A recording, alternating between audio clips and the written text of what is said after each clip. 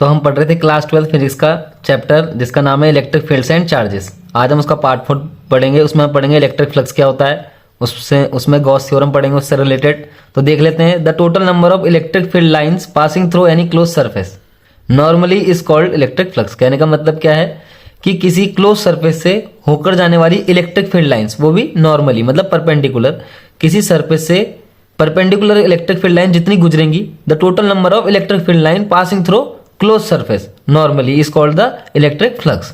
तो ये नॉर्मली गुजर रही है, तो इसलिए इलेक्ट्रिक फ्लक्स का मैथमेटिकल फॉर्म भी देख लेते हैं।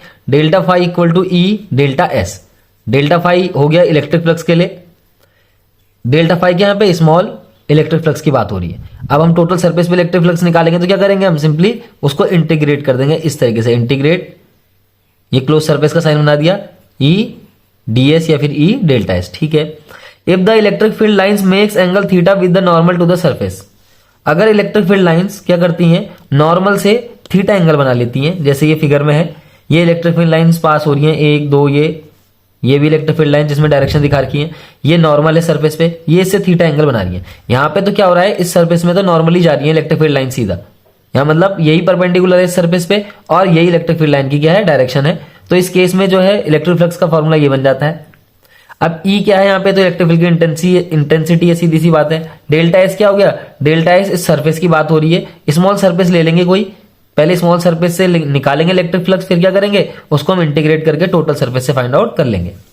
अब क्या है कि अगर इलेक्ट्रिक फील्ड लाइंस नॉर्मल से थीटा एंगल बना रही हैं इस तरीके से, तो इलेक्ट्रिक फ्लक्स का फॉर्मूला बन जाता है ई डॉट डेल्टा एस।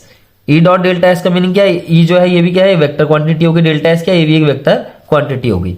ई इंटेंसिटी होगी इलेक्ट्रिक फील्ड की, डेल्टा एस क्या है, small element of the surface, जो सरफेस है उस सरफेस का एक छोटा सा एलिमेंट हो गया। तो इसमें ए डॉट बी का फॉर्मूला लगा देंगे, ई डेल्टा एस कॉस थीटा हो जाएगा।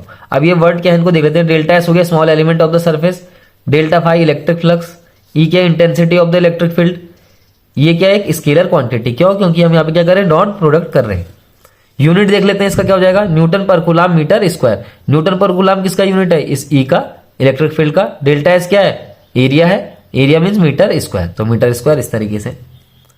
अब हम इससे रिलेटेड गॉस लॉ पढ़ते हैं। गॉस लॉ क्या है, according to the Gauss law the total electric flux passing through any close surface, किसी सरफेस से जो क्लोज हो, क्लोज सरफेस से गुजरने वाला total electric flux is equal to 1 upon epsilon naught time of the total charge enclose with in the surface. कहने का मतलब क्या है, एक क्लोज सरफेस से जितना भी इलेक्ट्रिक फ्लक्स जाएगा उसकी क्वांटिटी को मेजर गॉस ने किया अपने लॉ के थ्रू। उसने कहा तो total electric flux is equal to the 1 upon epsilon naught times of the total charge enclose with in the surface. Mathematically कैसे लिख सकते हैं इसको, total electric flux in any close surface is equal to the Q upon epsilon not.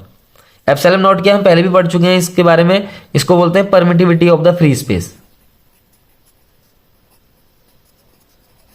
Permittivity of the free space, इसकी value भी थी कुछ 8.85 into 10 to the power -12 coulomb square upon newton into metre square, इस तरीके से। या फिर इसको ऐसे लिख सकते हैं, देखो कूलाम की पावर 2 न्यूटन -1 m -2, इस तरीके से भी हम इसको लिख सकते हैं। अब इसका प्रूफ कर लेते हैं। गॉस लॉ का कैसे होगा proof, consider a sphere of radius r। हमने क्या करा है कि स्फीयर कंसीडर कर लिया जिसका रेडियस r है, eight which plus Q charge is located at the centre, जिसके सेंटर पे O पे एक प्लस क्यू चार्ज क्या लोकेटेड है। Consider a surface element delta S on any point of the surface. हमने क्या करना है, एक delta S small area element consider कर लेना है सरफेस पे, कहीं पे वो स्फीयर है, 3D है, 3D की तरह एक स्फीयर है, जैसे एक बॉल होती है, फुटबॉल होती है। If delta phi is electric flux passing through close surface, अगर इस क्लोज सरफेस से पास होने वाला इलेक्ट्रिक फ्लक्स डेल्टा फाई हो जाए, तो फॉर्मूला क्या था, delta phi equal to E dot delta S. ठीक हो गई बात। अब ई की वैल्यू यहां पे रख देंगे। ई क्या है, electric field intensity at a point due to a point charge due to a source point charge. क्या हमने उसका फॉर्मूला पढ़ा था इस तरीके से, Q अपॉन आर स्क्वायर। अब क्या ये एक वेक्टर क्वांटिटी, तो इसका डायरेक्शन भी दिखाना होता है, तो इसका डायरेक्शन दिखा दिया आर कैप। आर कैप का क्या मीनिंग हो गया कि along the direction of radius, electric field जो है वो रेडियस की डायरेक्शन में आउटवर्ड्स होगा। आउटवर्ड्स क्यों होगा, क्योंकि यहाँ पे प्लस क्यू चार्ज है। हमने पढ़ा है electric field lines plus Q charge से आउटवर्ड्स निकलती, बाहर की तरफ को निकल जाती हैं इलेक्ट्रिक फील्ड लाइंस, इसलिए आउटवर्ड्स होगा अलोंग रेडियस। ठीक है, तो आर कैप क्या है, is the unit vector along the radius vector from centre to area element, मतलब सेंटर से लेके जो एरिया एलिमेंट का जो रेडियस है इसके अलोंग क्या होगा, ये इलेक्ट्रिक फ्लक्स की डायरेक्शन हो जाएगी। और रेडियस के अलोंग क्या है, इलेक्ट्रिक फ्लक्स की डायरेक्शन, यानी कि इस ई की electric field intensity because plus Q charge. अब हमने यहाँ पे क्या किया, देखो delta phi equal to E dot delta S था, इसकी वैल्यू यहाँ पे पुट कर दी, डेल्टा एस आ गया।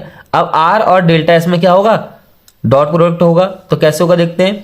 Delta S and R cap R in the same direction. अब देखो डेल्टा एस क्या है, यहाँ पे एक एरिया एलिमेंट है छोटा सा, आर कैप क्या है, उसका रेडियस वेक्टर है, रेडियस के अलोंग यूनिट वेक्टर है, तो ये दोनों के दोनों क्या है, एक ही डायरेक्शन में ऊपर की तरफ को दोनों के दोनों।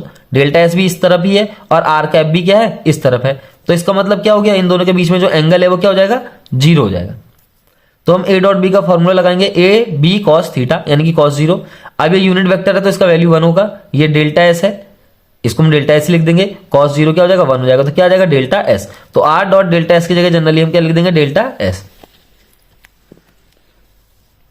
The total electric flux passing through sphere. अब हम टोटल इलेक्ट्रिक फ्लक्स कैसे निकालेंगे, स्पेयर से जाने वाला, फाई इक्वल टू समेशन कर देंगे या फिर इंटीग्रेशन भी लगा सकते हैं। तो समेशन कर दिया all delta S. All delta S का क्या मीनिंग है कि टोटल एरिया एलिमेंट कितने हैं उसमें, तो एक एलिमेंट ऐसे बहुत सारे एलिमेंट होंगे, तो ऑल डेल्टा एस को ऐड कर देंगे, Q upon 4 pi epsilon naught R square delta S हो जाएगा। अब क्या है, Q तो टोटल चार्ज है सरफेस पे, तो सरफेस पे जो है किसी भी कंडक्टर के सरफेस पे अगर हम चार्ज देते हैं जनरली तो क्या होता है, वो चार्ज उसके आउटर सरफेस पे क्या होता है, फैल जाता है यूनिफॉर्मली, लेकिन हम उसको क्या करते हैं, सेंटर पे कंसीडर करके चलते हैं। तो यहाँ पे चार्ज क्या सेंटर पे कंसीडर है, तो चार्ज टोटल इस सरफेस पे इतना ही है, तो बाहर आ जाएगा 4 pi epsilon naught R square, ये भी क्या होगा, बाहर आ जाएगा। अब क्या बचेगा अंदर, केवल डेल्टा एस बच जाएगा, मतलब हमें समेशन किसका करना है, डेल्टा एस का। डेल्टा एस मतलब एरिया, तो total area of the sphere क्या होता है, 4 पाई आर स्क्वायर, ये फॉर्मूला है, area of the sphere 4 pi R square, 4 pi से 4 पाई कैंसिल हो गया, ये गया, तो क्या बचा, phi equal to Q upon epsilon naught. तो यही था गॉस का law, the total electric flux passing through any close surface is equal to the 1 upon epsilon naught times to the charge of the charge enclose with in the surface, इस तरीके से। अब एक छोटा सा एग्जांपल देखते हैं।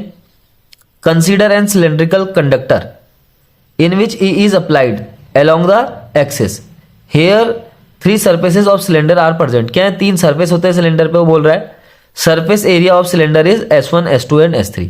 अब क्या होगा, हम एक छोटा सा सिलेंडर बना लेते हैं।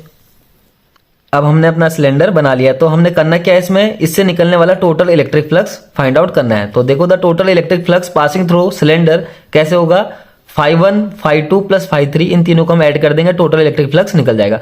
φ1 क्या है, the electric flux related with surface 1, φ2 क्या होगा, the electric flux related with surface 2, इसी तरीके से φ3 electric flux related with surface 3, क्योंकि सिलेंडर पे क्या होते हैं, 3 सरफेस होते हैं, 2 तो उसके बेस हो गए और एक उसका कर्व सरफेस हो जाता है।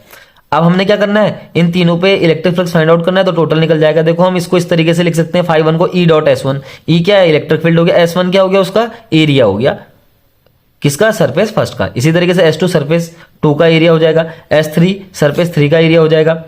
तो ये क्या हो गया, इसके इलेक्ट्रिक फ्लक्स के हमने फॉर्मूला लग दिया। अब क्या है, सरफेस 3 को हम ध्यान से देखते हैं, तो इलेक्ट्रिक फ्लक्स इसमें डायरेक्टेड किस तरफ को, राइट की तरफ को है, और ये किस पे है, इलेक्ट्रिक फ्लक्स जो डायरेक्टेड है। अगर हम यहां से इलेक्ट्रिक फ्लक्स फाइंड आउट करेंगे तो इलेक्ट्रिक फ्लक्स कैसे आउटवर्ड्स होगा, सरफेस 3 से इस तरीके से आउटवर्ड्स होगा बाहर की तरफ को, और वो इलेक्ट्रिक फील्ड की परपेंडिकुलर डायरेक्शन में। देखो इलेक्ट्रिक फील्ड इस तरफ को हो गया, इलेक्ट्रिक फ्लक्स इस सरफेस से इस तरीके से बाहर आएगा, तो क्या ये दोनों के दोनों परपेंडिकुलर हैं एक दूसरे के, E is perpendicular to surface S3, यानी कि वो सरफेस S3 के क्या परपेंडिकुलर है। इसका मतलब थीटा क्या है, यहाँ पे 90 है थर्ड केस में। तो E डॉट S में हम फॉर्मूला क्या लगाएंगे, यहाँ पे हम यहाँ पे लगाएंगे E S3 cos 90, तो cos 90 क्या हो जाएगा, 0, तो ये वाला टर्म 0 हो जाएगा।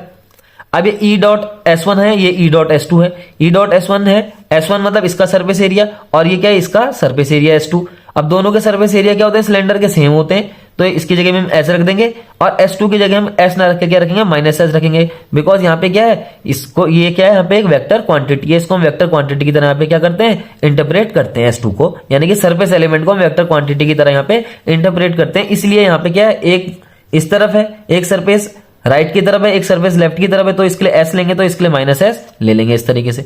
फिर ये दोनों भी कैंसिल हो जाएंगे, तो टोटल इलेक्ट्रिक फ्लक्स क्या हो जाएगा, इस सिलेंडर से जाने वाला 0 हो जाएगा। तो कहने का मतलब क्या है, अगर कोई चार्ज इस सिलेंडर के अंदर रख दें और उससे फाइंड आउट हम इलेक्ट्रिक फ्लक्स करेंट सिलेंडर से जाने वाला, तो टोटल इलेक्ट्रिक फ्लक्स हमेशा क्या मिलेगा, हमें 0 मिलेगा। मतलब कोई भी इलेक्ट्रिक फ्लक्स लाइन इस सरफेस से पास नहीं होगी। अब हम क्या करते हैं, अब हम some important points regarding to this law पढ़ते हैं। गॉस लॉ से रिलेटेड कुछ इंपॉर्टेंट पॉइंट समझ लेते हैं।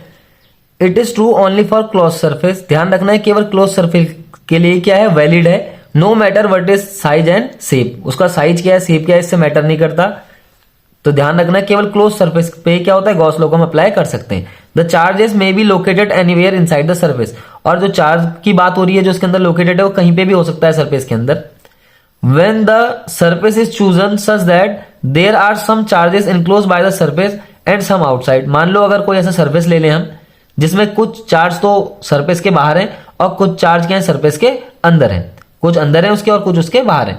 The electric field is due to all charges in phi equal to E dot delta S, but क्या बोला कि ऐसा क्या होगा, तो उस सरफेस से जो होगा इलेक्ट्रिक फील्ड तो टोटल गुजरेगा, उस सरफेस से जाने वाला टोटल इलेक्ट्रिक फील्ड। मान लो एक क्लोज सरफेस है कोई हमारे पास, चाहे ये स्फीयर ही है इस तरीके से, इसके बाहर भी चार्ज रखा हुआ है कोई, इसके अंदर भी चार्ज रखा हुआ है, तो क्या होगा, इसका भी इलेक्ट्रिक फील्ड बनेगा, इसका भी इलेक्ट्रिक फील्ड बनेगा, तो दोनों के इलेक्ट्रिक फील्ड इंटरेक्ट करेंगे इस सरफेस के इलेक्ट्रिक फील्ड पे। इन दोनों का रिजल्टेंट जो होगा वो इस सरफेस से जाएगा। कहने का मतलब क्या है, इन दोनों के कारण जो इलेक्ट्रिक फील्ड जनरेट होगा उसका जो रिजल्टेंट होगा वो इस सरफेस से होकर जाएगा। तो इलेक्ट्रिक फील्ड क्या होगा, इंटरेक्ट करेगा उस स्फीयर से। But term Q represent only the total charge inside it, but जो इलेक्ट्रिक फ्लक्स इस सरफेस से जाएगा, इलेक्ट्रिक फील्ड तो इस सरफेस पे होगा टोटल, लेकिन जो इस सरफेस से इलेक्ट्रिक फील्ड जाएगा वो केवल इस चार्ज के कारण जाएगा जो उसके अंदर होगा। कहने का मतलब क्या है, इलेक्ट्रिक फ्लक्स इस सरफेस से जाने वाला केवल उसके अंदर वाले चार्ज पे डिपेंड करेगा, बाहर वाले चार्ज पे डिपेंड नहीं करेगा। बाहर वाला चार्ज केवल उसके इलेक्ट्रिक फील्ड को क्या कर सकता है, इंटरेक्ट कर सकता है। The surface that we choose for the application of Gauss law is called Gaussian surface. जिस सरफेस को हम चूज करते हैं गॉस लॉ के लिए उसको हम गॉसियन सरफेस कहते हैं। Take care not to let the Gaussian surface pass through any discrete charges, ये ध्यान रखना है हमें गॉसियन सरफेस को लेते समय कि गॉसियन सरफेस किसी डिस्क्रीट चार्जेस से ना गुजरे, मतलब डिस्क्रीट मतलब कोई सिंगल चार्ज से ना जाए। Because electric field due to the system of discrete charges are not well defined, उसने क्या बोला, क्योंकि इलेक्ट्रिक फील्ड डिस्क्रीट चार्जेस जो इलेक्ट्रिक फील्ड बनाते हैं वो वेल डिफाइंड नहीं होता in the location of any charge. However Gaussian surface can pass through a continuous charge distribution, लेकिन गॉसियन जो सरफेस है वो किसी कंटीन्यूअस चार्ज डिस्ट्रीब्यूशन से होकर जा सकता है, डिस्क्रीट चार्ज से नहीं जाना चाहिए। डिस्क्रीट चार्ज से जाएगा तो डिस्क्रीट चार्ज का जो इलेक्ट्रिक फील्ड है वो वेल डिफाइंड नहीं है, तो इसलिए इलेक्ट्रिक फ्लक्स निकालने में प्रॉब्लम होगी। इसलिए क्या बोल रहा है, वो कंटीन्यूअस चार्ज डिस्ट्रीब्यूशन से वो जा सकता है, वहां हम इलेक्ट्रिक फ्लक्स निकाल सकते हैं आसानी से। Gauss law is often useful towards a much easier calculation of the electrostatic field when system has some symmetry. ये भी ध्यान रखना है, गॉस लॉ आसान हो जाता है, कब आसान हो जाता है, जब कुछ सिमेट्री होती है सिस्टम में। जैसे यहाँ पे स्फीयर था, जैसे यहाँ पे ये स्फीयर था, इस स्फीयर में क्या है, सिमेट्री है। सिमेट्री का मीनिंग क्या हो गया कि इस सरफेस का हर एक पॉइंट सेंटर से बराबर डिस्टेंस पे है, इसी को क्या कहते हैं, हम सिमेट्री कहते हैं। तो इसलिए गॉसियन सरफेस में सिमेट्री हो तो उसका कैलकुलेशन करना आसान हो जाता है।